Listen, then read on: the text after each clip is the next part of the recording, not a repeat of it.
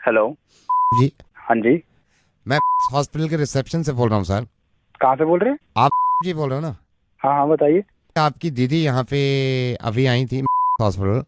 हाँ। रिसेप्शन से वो जब स्टेयर्स उतर रही तो उनका पैर फिसल गया और वो थोड़ा सा स्लिप हो गई, तो मुझे लग रहा है इनके हेयर लाइन फ्रैक्चर है। और वो अभी मैं तो यहाँ पे आया हूँ और वो वहाँ पे हैं दीदी। आप तकलीफ काफ़ी है उनको, तो मैंने कहा मैं आपको इन्फॉर्म कर दूँ। नहीं, एक मिनट। गिर रही है वहाँ पे? हाँ, आपकी दीदी हैं, वो रोते हुए बता रही थी कि भैया को फोन कर दो, तो मैंने अपनी हाँ। मोबाइल से किया है। उनका मोबाइल उनके पास है, उसमें भी पता नहीं क्या प्रॉब्लम हो गई, सिग्नल विग्नल जा रही है ना, वो भी गिर गया था। मैंने इसलिए नहीं किया फोन के, आप पैनिक करें, आप परेशान मत होना। लेकिन ये है कि आधा पौन घंटे से वो अभी चिल्ला भी रही है, क्योंकि हेयरलाइन फ्रैक्चर मेरे को लग रहा है छोटा मोटा है उनके। तो दीदी है कहाँ पे अभी? अभी वो रिसेप्शन पे ही बैठी हुई हैं, 1.5 घंटा पहले गिरी हूँ, ये रिसेप्शन पे बैठ के रो रही है बहुत तो तेज। रिसेप्शन पे क्यों बिठा रखा है? तो अंदर लेके जाओ ना। मैं अंदर तो नहीं ले जा सकता सर उनको अभी। अरे क्या पागल आदमी है, तो फोन क्यों कर रहा है फिर मुझे? तो अंदर एडमिट कराना मेरे भाई। सर रजिस्ट्रेशन के 1,000 रुपए लेते हैं ना ये लोग। भाई बड़ा आदमी है तू। और कोई लोग वोग नहीं है वहाँ पे? एडमिनिस्ट्रेशन नहीं है तुम्हारा हॉस्पिटल का वहाँ पे? अभी तूने फोन किया, मैं आके साले 2,500 रुपए दे दूंगा। अभी काम तो शुरू करो ना। नहीं सर, मैं नहीं ले जा सकता वहाँ पे, 1,000 रुपए रजिस्ट्रेशन लगते हैं ना सर, इसलिए मैं बोल रहा हूँ आपसे। पागल हो गया क्या बहन? तू तू 2,500 ले लियो। मैं अभी तूने फोन किया, मैं पहुंचने में टाइम लगेगा ना, तो उनका काम तो शुरू करवा, मैं आ रहा हूँ। 2,500 रुपए दे दोगे आप? 2,500 रुपए मारूंगा तुम्हारे मुंह पे साले। हजार कंफर्म की बात करने कर से रहा है? पहले ही मारोगे आप? अबे क्या कंफर्म? कि ये जो कॉल करी है मैंने, ये जेन्युइन भी है या नहीं, जो आप 2,500 रुपए फौरन देने के लिए बात कर रहे हैं? कहाँ से बात कर रहा है तू? आई एम सो सॉरी जी। आप सबसे पहले तो इस बात का इत्मीनान रखें कि आपकी दीदी गिरी नहीं है। और मैं कहाँ से बात कर रहा हूँ? मैं रेडियो मिर्ची से नवेद बोल रहा हूँ। अब ये क्यों बात कर रहा हूँ, प्लीज मेरी इस बात को समझिएगा। मेरी दीदी ठीक है कि नहीं है? आपकी दीदी बिल्कुल ठीक है। क्यों फोन किया है मुझे? जब मैंने फोन किया तो आपने कंफर्म नहीं किया कि ये 2,500 रुपए जो ले रहा है ये इंसान, ये जेन्युइन भी है या नहीं। लेकिन तकलीफ में थे आप और परेशानी में थे, तो 2,500 रुपए आप मेरे मुंह पे मार रहे थे। एक एनजीओ है, इन्होंने ये लिखा था परसों कि नेपाल में जो अर्थक्वेक आया है, वहां के जो लोग परेशान हैं उनके लिए डोनेट करना चाहते हैं, तो हमें कांटेक्ट करें। और आपने नीचे कमेंट में ये लिख दिया कि ये सब झूठ है, इस तरह के धंधे बंद करो, मुझे मालूम है सारे पैसे कहां जाते हैं।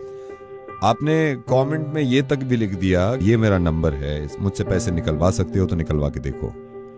मुझे मालूम है कि ये की जिम्मेदारी नहीं है कि वो नेपाल के लोगों की मदद करे, क्योंकि वो एक इंसान है, तो ये एक इंसान की जिम्मेदारी है कि वो नेपाल के लोगों की मदद करे, जो लोग अर्थक्वेक में परेशान हैं, जो लोग अर्थक्वेक में खत्म हो गए हैं, जिनके परिवार बिछड़े हुए हैं, उनकी मदद करे। ये जरा सोचिए तो सही, आप तो दिल्ली में ही थे जब ये अर्थक्वेक आया है। जिस वक्त ये झटके लग रहे थे ना हमें, उस वक्त रूह कांप गई थी लोगों की कि अगर खुदा ना खास्ता कुछ ज्यादा हो गया तो क्या होगा।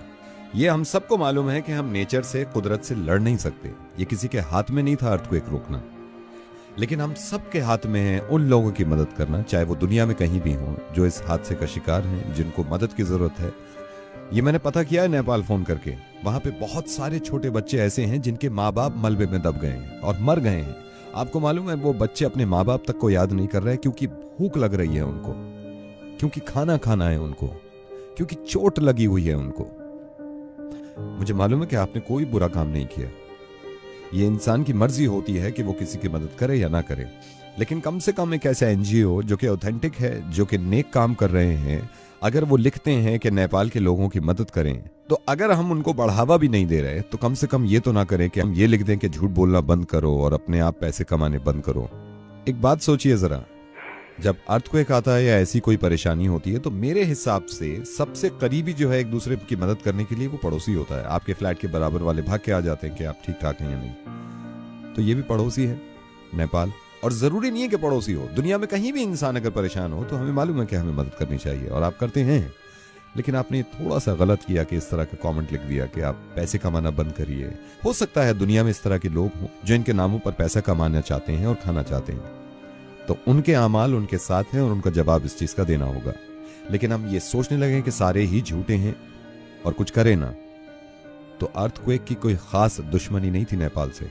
वो दिल्ली में भी आ सकता है, हिंदुस्तान में भी आ सकता है, दुनिया में किसी भी जगह आ सकता है। फिर हम ऐसे ही मोहताज होंगे खुदा न खास्ता मदद के, और अगर वो इसी तरह इग्नोर कर दें तो बहुत तकलीफ होगी हमें और हमारे बच्चों को। जरा इस बात को सोचिए कि एक हेयरलाइन फ्रैक्चर से कितनी तकलीफ होती होगी किसी को, जिसकी वजह से आप इतने परेशान हो गए। अर्थक्वेक में किसी का दब जाना और मर जाना, इससे ज्यादा तकलीफ की बात हो नहीं सकती उनके लिए जिनके घर वाले बच गए हैं और वो देख रहे हैं कि लोग कैसे मर रहे हैं। I am sorry Naved. अब मैं आपसे मदद चाहता हूं। आप डोनेशन की शुरुआत ऐसे करें कि इस चीज को इतना फॉरवर्ड करिए कि किसी के जहन में अगर नहीं भी है उनकी मदद करना, डोनेट करना, तो वो मजबूर हो जाए और उसको एहसास हो कि लोग परेशान हैं। प्लीज इसको शेयर करिएगा। खुश रहिए, हिफाजत से रहिए और दुआ करिए इस वक्त नेपाल के लोगों के लिए।